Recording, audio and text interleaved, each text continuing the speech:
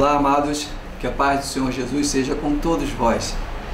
Eu quero compartilhar a palavra do Senhor com você que nesse momento me assiste.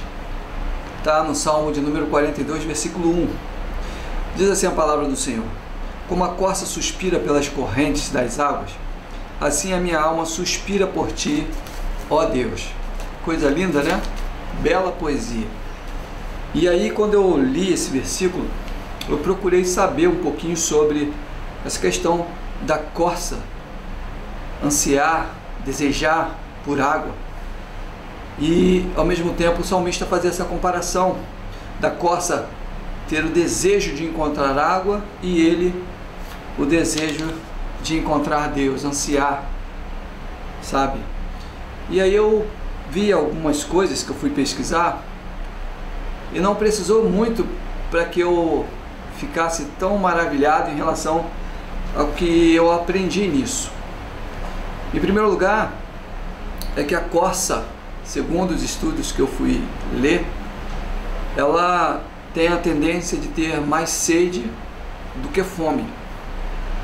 E Deus é tão maravilhoso que para cada animal Deus ele concede, né, assim, vamos dizer, talvez poderes sensitíveis de farejar as coisas, né, de ter noção de onde buscar aquilo pelo qual o animal tanto deseja e precisa para a sua sobrevivência.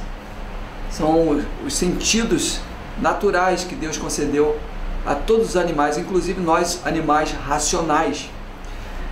E aí eu fui ver que a corça, ela tem um faro aguçado para sentir o cheiro da água a quilômetros, sabe? E esse animal, ele é um animal que ele vive em regiões montanhosas e muitas vezes desérticas. E aí, outra coisa que eu descobri em relação a esse animal, o cervo ou a corça, né? Ele gosta de beber água na fonte, ele gosta de beber água limpa, ele não gosta muito de estar junto, misturado com os outros animais, e não gosta de beber água suja. Queridos, olha só que coisa interessante, ele tem o poder de farejar aonde tem água tão aguçado que ele, andando sobre o solo, ele consegue sentir aonde passa embaixo da superfície o lençol freático, e ele vai seguindo aquilo até encontrar uma fonte. Só o Senhor que pode fazer isso, né? Coisa maravilhosa. E aí, segundo o que eu li também, fui pesquisar, parece que na África os homens eles criaram dutos passando pela superfície para conduzir a água para determinadas regiões lá. E os homens passaram a observar que as corças, elas passaram a andar por cima daqueles dutos, porque elas sentiam que, pelo faro, né, aguçado, a água que passava por dentro daquelas tubulações, e ela seguia ali o rumo para saber onde é que aquela água iria estar jorrando. Aleluia! Queridos, aí o salmista vem e fala que como a corça suspira pelas correntes das águas, assim a minha alma suspira por ti, ó Deus. E é assim que nós devemos desejar o nosso Deus, amados.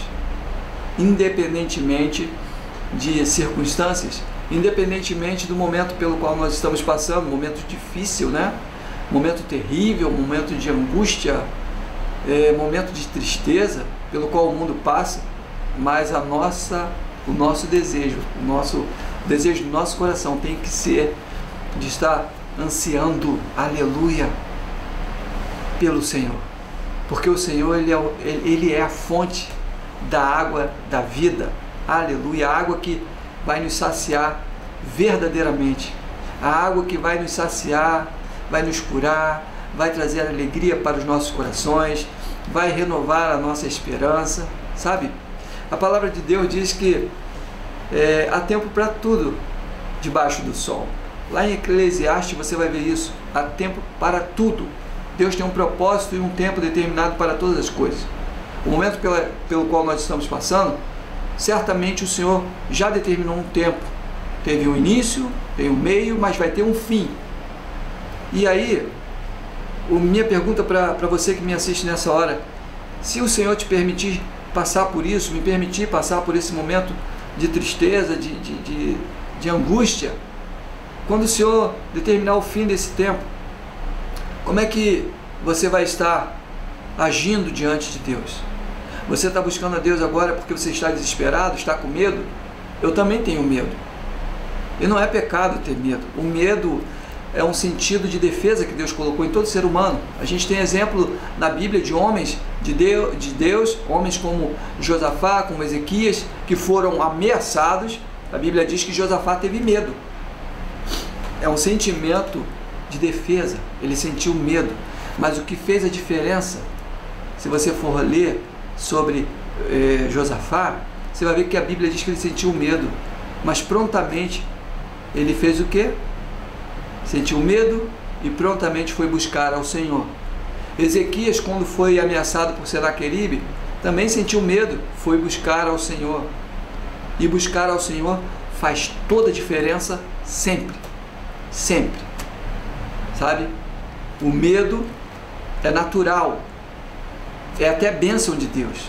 Porque através do medo você passa a entender que você tem que tomar uma atitude em relação ao que você deve fazer quando você escuta algum rumor que vai te trazer medo, sabe? E o conselho que eu te dou, que nesse momento, busque a Deus, não deixe o medo virar pânico, a ponto de você desistir de tudo. Clame ao Senhor, busque a Ele com esse desejo que o salmista fala, de estar com um desejo, né, suspirando pela presença do Senhor. Ele usa esse paralelo maravilhoso da corça que suspira pelas correntes de água, e ele diz assim: a minha alma suspira por ti, ó Deus meu. Que bênção, irmãos. Sabe, só o Senhor é que pode te dar água pura.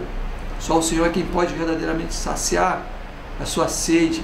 Só o Senhor é quem pode, com o Espírito Santo, alegrar o seu coração e te dar força para você continuar a jornada, sabe? Não desista dos seus planos, não desista dos seus projetos. Entregue ele nas mãos do Senhor. Entrega o teu caminho ao Senhor, como diz o salmista no Salmo 37, versículo 5. Entrega o teu caminho ao Senhor, confia nele, e o mais ele fará. E outra coisa importante, irmãos, é que o desejo nosso de estar suspirando por Deus, ele começa aqui nessa terra e tem que ser sempre, independentemente de se o momento aos nossos olhos estejam favoráveis a nós ou não. Mas uma coisa é certa, esse desejo tem que ser sempre e começa aqui nessa terra. E a gente entende que ele aponta para a eternidade, sabe? Ele aponta para a eternidade. O maior desejo que nós, servos do Senhor, temos que ter é de um dia estar na presença de Deus. E estar na presença de Deus implica você ser recolhido por Deus, ou no arrebatamento da igreja, como Jesus prometeu, que vai vir buscar a sua igreja, ou através da morte. A morte é uma forma de Deus vir nos buscar. E aí, por que a gente se desespera tanto assim? Quando o apóstolo Paulo também escreveu que para ele o viver é Cristo e o morrer é lucro. É claro que eu não quero te incentivar a morrer, não quero te levar a pensar que, então eu quero morrer. Não, a gente está vivo, a gente tem que viver, a gente tem que estar alegre por cada dia que o Senhor cria e nos permite estar presentes. Porque a palavra de Deus diz que mais um dia fez o Senhor, que a gente deve estar alegre por cada dia, mas sabendo que nós não somos aqui deste mundo, nós somos peregrinos nessa terra. Não devemos nos deixar nos prender por nada, que nada nesse mundo venha prender a nós, a ponto de impedir com que a gente um dia esteja na plenitude da presença do Senhor, estejamos plenamente na presença do Senhor. E enquanto estamos traçando essa jornada aqui nessa terra, nós devemos sim estar, sabe, suspirando por Deus, assim como a corça suspira pelas correntes de água. Amém, queridos? Que Deus te abençoe, que essa palavra ela entre no seu coração, que essa palavra caia no seu coração e que o seu coração seja como um solo fértil, desejoso a receber essa palavra, que essa palavra é a boa semente, é a palavra de Deus, e que ela caia no seu coração, frutifique muita alegria, muita esperança e muita fé. Que Deus te abençoe, em nome de Jesus. Amém?